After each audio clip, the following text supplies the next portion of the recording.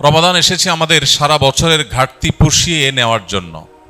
সারা বছর আমরা যে নানা কারণে শয়তানের প্ররোচনায় প্ররোচিত হয়ে, নফসের ধোকায় প্রতারিত হয়ে আমরা যে গুনাহের সাগরে হাবুডুবু খাই, সেগুলোকে মাফ করাবার দারুণ এক সুযোগ আল্লাহ তাআলা আমাদেরকে রমাদান মাস দিয়েছেন।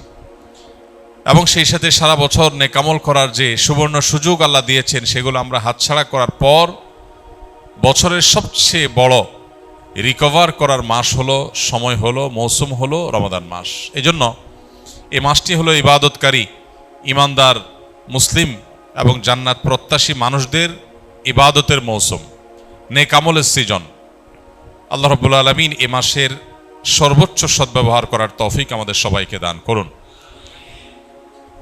সম্মানিত ভাই সকল, এ মাসে আমাদের সবচেয়ে প্রধান এবং সবচেয়ে মূল যে কাজটি বিশেষ গুরুত্বের সাথে করা উচিত, সেটি হলো যথাযথভাবে সিয়াম পালন করা। কারণ এই মাসের প্রধান আমলটাই হলো সিয়াম বা রোজা। আর সিয়াম শব্দের অর্থ বিরত থাকা। অতএব আমাদেরকে এই মাস আল্লাহ রাব্বুল আলামিন সিয়াম পালন করার নির্দেশ দিয়ে মূলত বিরত থাকার অভ্যাস আমাদের গড়ে তুলবার সুযোগ দিয়েছেন। অতএব যথাযথভাবে সিয়াম পালন করার মানে হলো সিয়ামকে তার স্ট্রাকচারাল দিকটাকে খেয়াল করার পাশাপাশি তার ফিনিশিংয়ের দিকটাকেও খেয়াল করতে হবে। সিয়ামের বা রোজার বাহ্যিক স্ট্রাকচারাল দিকটা তো একেবারেই পরিষ্কার।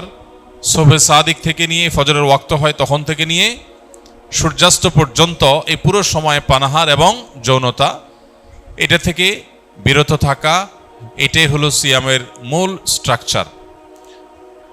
এটা ঠিক রাখার পাশাপাশি আমরা যখন সিয়ামকে অর্থবহ করার জন্য অন্য সব নিষিদ্ধ বিষয়গুলো থেকেও বিরত থাকবো, বেঁচে থাকবো, তখন ইনশাআল্লাহ সিয়াম আমাদের আরও বেশি কার্যকর, আরও বেশি যথাযথ, আরও বেশি আমাদের জন্য জান্নাত লাভের কারণ হবে, জাহান্নাম থেকে মুক্তির কারণ হবে ইনশাআল্লাহ বিইذনিল্লাহ।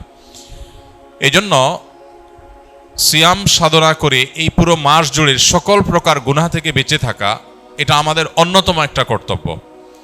নবী করিম সাল্লাল্লাহু আলাইহি সাল্লাম বলেছেন, রুব্বা সাইমিন লাইসা লাহু মিন সিয়ামিহি ইল্লাল জু'। বহু রোজাদার আছে যাদের রোজা ক্ষুধার্ত থাকা ছাড়া আর বিশেষ কোনো কাজে আসে না। আমরা যেন সেই হতভাগা মানুষদের কাতারে শামিল না হই। আল্লাহ রাব্বুল আলামিন আমাদের সবাইকে সেই তৌফিক দান করুন।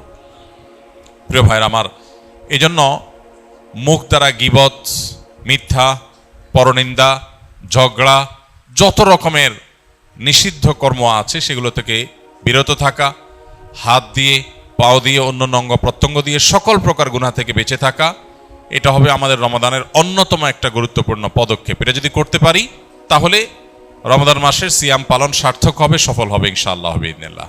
আল্লাহ আমাদের সবাইকে সকল প্রকার গুনাহ থেকে বেঁচে থাকার তৌফিক দান করুন। সিয়ামের উদ্দেশ্য যে তাকওয়া অর্জন করা, সে তাকওয়া হাসিল হওয়ার জন্য, সে তাকওয়া অর্জন হওয়ার জন্য সকল প্রকার গুনাহের পথগুলো বন্ধ করা, এটা অত্যন্ত গুরুত্বপূর্ণ।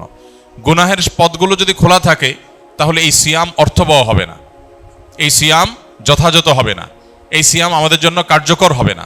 এই জন্য আমরা চেষ্টা করব সর্বোচ্চ সকল গুনাহ থেকে বেঁচে থাকার।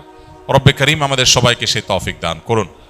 প্রিয় ভাইরা আমার, এই মাস আসার পরও যদি আমরা আমাদের গুনাহগুলো আল্লাহর কাছে মাফ করাতে না পারি, চোখের পানি ফেলে দোয়া করে, কান্নাকাটি করে, সিজদায় গিয়ে একান্তে নিরিবিলি আল্লাহর সাথে যদি এই মাসেও কথা বলতে না পারি, তাহলে জীবনে আর কখনো এই সুযোগ হওয়ার আশা বড় দুরূহ।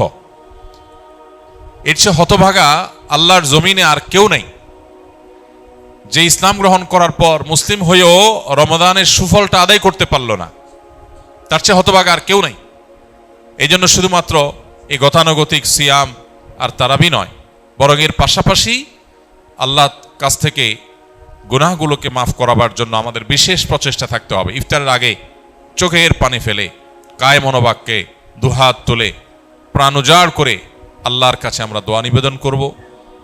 এবং সাহরি খেতে উঠলে ভোর রাতে তখন দোয়ায় মনোনিবেশ করব। চলতে ফিরতে, উঠতে বসতে আল্লাহকে স্মরণ করব। মোবাইলে, সোশ্যাল মিডিয়াতে বিভিন্ন চোখের জেনা, কানের জেনা, বিভিন্ন রকমের যে গুনাহগুলো হয় সেগুলোর পথগুলো সব বন্ধ করব ইনশাআল্লাহ। তবে এই রমাদান আমাদের তাকওয়া হাসিলের কারণ, এই সিয়াম আমাদের তাকওয়া অর্জনের কারণ এবং আমাদের জীবনকে পরিবর্তনের কারণ হবে ইনশাআল্লাহ বিইذনিল্লাহ। আল্লাহ রাব্বুল আলামিন আমাদের সবাইকে এই রমাদানের সর্বোচ্চ সদ্ব্যবহার করার তৌফিক দান করুন। অনেক